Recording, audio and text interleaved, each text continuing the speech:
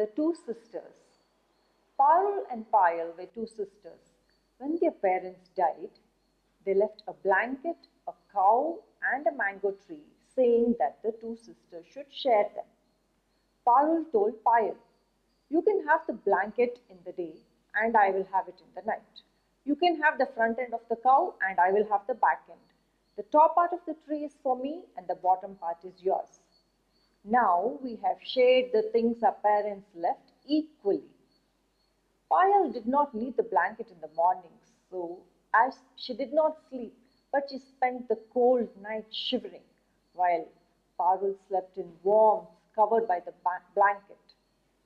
Payal had to feed and water the cow, and Parul came and milked it, making delicious butter and yogurt for herself. Payal had to water the mango tree and weed it, and Parul came and plucked the delicious fruits and feasted on them. Payal grew hungry and tired, and a friend who was the headman's daughter asked her what the matter was.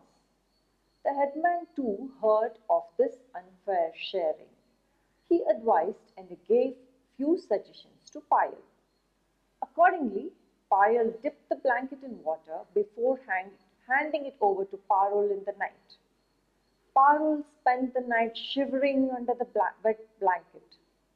Payal did not feed the cow and simply shouted at it.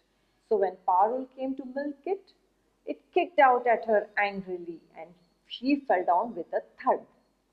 When Parul went to pluck mangoes, she found Payal standing there with an axe, ready to chop the bottom part of the tree. Alarmed, Parul begged her to stop and asked, "Why are you behaving so unfairly?" The headman came then and said, "Unfairly? Payal is giving you a taste of your medicine. It tastes bitter, doesn't it?"